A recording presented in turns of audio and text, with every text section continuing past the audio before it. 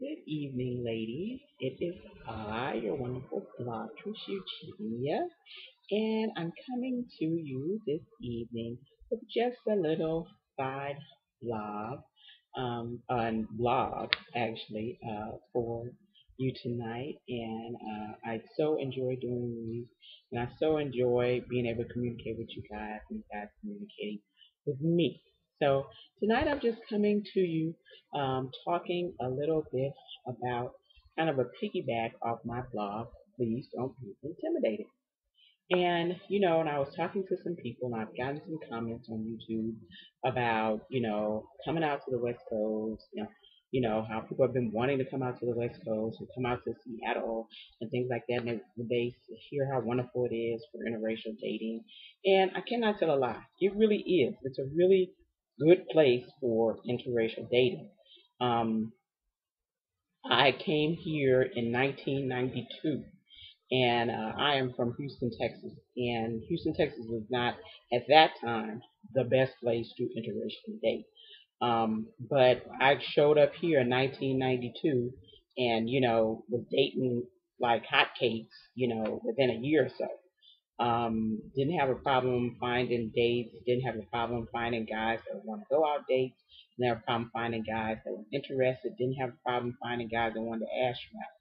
And as I said before, these men had usually dated across the spectrum. So it wasn't a big deal to them to find, different races of women attractive and be attracted to them and want to ask them out. And as wonderful as it is over here on the West Coast, you know, um, it still has its issues like anywhere else. I have a good online friend who is living in the Midwest and from the Midwest, and sometimes gets annoyed with all the kind of eyes on the West Coast or on the East Coast or whatever about these great, and yeah, people wanting to leave the Midwest or the South or whatever, and to come out to these places because they think it's just going to be bountiful.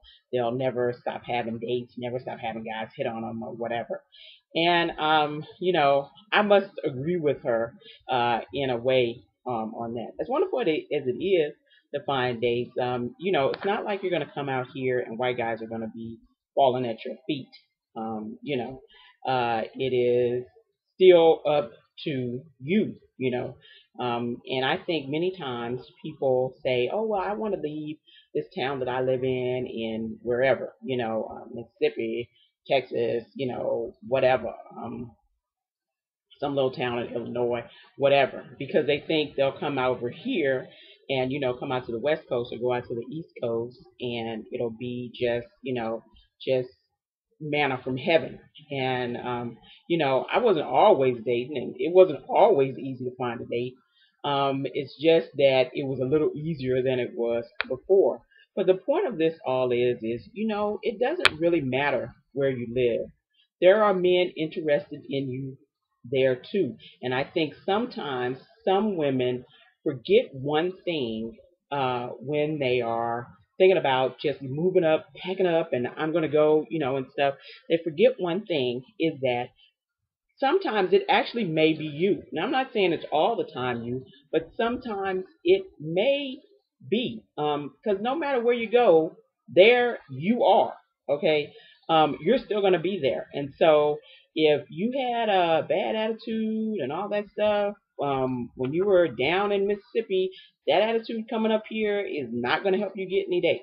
Okay, and stuff. So, there may be things you want to think about, maybe adjusting in yourself that makes men more drawn to you. Now, if you did all those things and you're still having issues, then you may want to think about leaving, I guess. But I've heard about women dating IR in every little dinky spot. I mean, North Dakota, wherever, and stuff, Utah, all kinds of places. You're like, huh? And stuff. But there are black women swirling all over the United States. I think it's just another myth is that you have to come out to the West Coast or the East Coast to somehow to find a date, or even to big cities.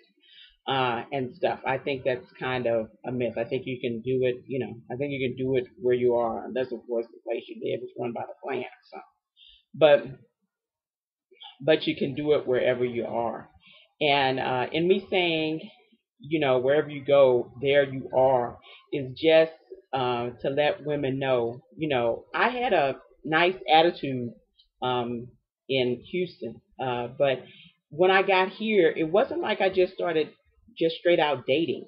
I had to do some things that would kind of have me, going out on dates, which meant that I had to figure out how to flirt a little better, how to notice guys, how to pick up subtle signals from white guys when they were flirting and stuff like that, and then learn to flirt back and all that sort of stuff. I had to do all that before men started noticing me, and I could notice that a man was actually flirting with me and not freak out and run away, which I did in high school. I was really shy in high school. I know it may be hard to believe, but I was painfully shy in high school, and me getting over my shyness has been kind of a lifelong battle.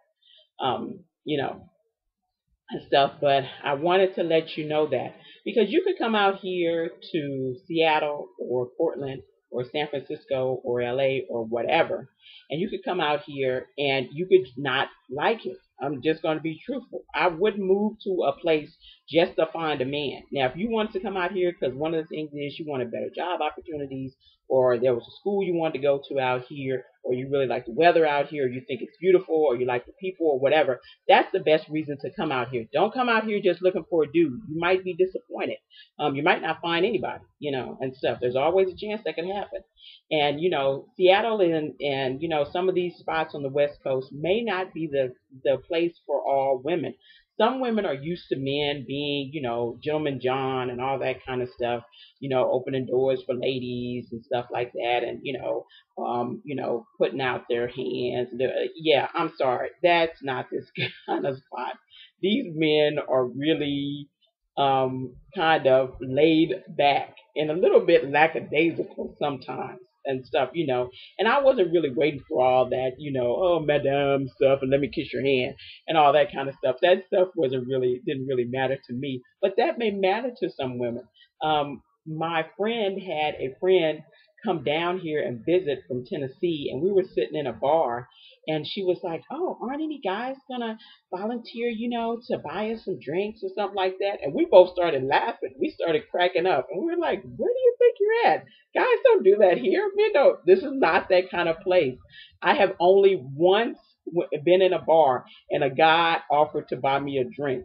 Other than that, unless we was on a date, no strange dude as as brought as oh, would you get her another one? Yeah, there's none of that going on here. Okay, these guys are really kind of laid back and and stuff, and they're really kind of used to kind of a laid back, kind of a little bit more on equal footing sort of thing. They don't. It's not like they're waiting for you to take them on dates, but a lot of them are, and they also wait for you to buy them a drink too.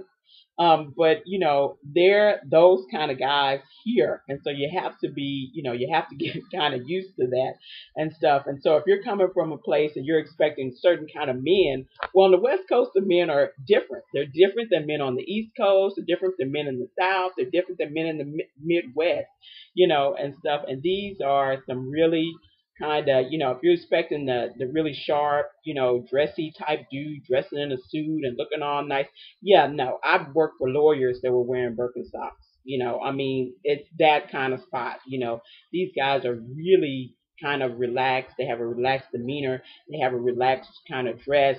They're not real sharp, and they're not metrosexual or anything. And if they are, they're probably gay. And so it's not that kind of spot and stuff. So, and you have to kind of, know that about Seattle. Seattle it's dark in the wintertime. You wake up in the dark, you wake up in the dark, go to work, you come home, it's dark, like midnight dark. And we've got like two weather patterns, 2 months of summer and winter. That's pretty much it. And it's kind of weird. But there are some things about this place that people don't like. I like them. It doesn't matter to me. I like them. I'm used to them, and stuff. I'm used to the kind of rainy spring we get and stuff, and this short kind of summer, which is intensely beautiful and stuff. Best weather ever, but it can be kind of short. And this kind of winter time, as soon as the fall comes, it's like all of a sudden, like October 1st comes and the weather drops like 30 degrees in a day, and stuff. So, but I'm used to it and I enjoy it. So I'm always telling people to come out here and visit first before you think about moving out here, and come out here particularly in the wintertime, because if you just come out here in the summer, it's going to fool you. And know that, yeah, you may come out here and it may not be the boon that you want it to be, and stuff. So, you may want to take a reassessment of what you're doing wherever you're at, to figure out if you're doing enough there, to kind of draw men to you, and stuff. And if you feel like you are, or if you feel like, hey, you want to come over here and you want to check this place out and you want to see how it is on the West Coast, yeah, I do it. I'm not telling people not to come, but I'm certainly telling women, don't just come here because you think, white men going to be falling in the streets for you. It's not going to be like that. I want people to be realistic about how it will be and stuff. So, I hope I helped some folks. I don't say not to come out here. You may find a guy like First C, you jump off the plane and stuff, but a lot of that will depend on you, not just because the guys are available. It'll depend on you. So, take care, everybody, and I'll see you guys again. Bye.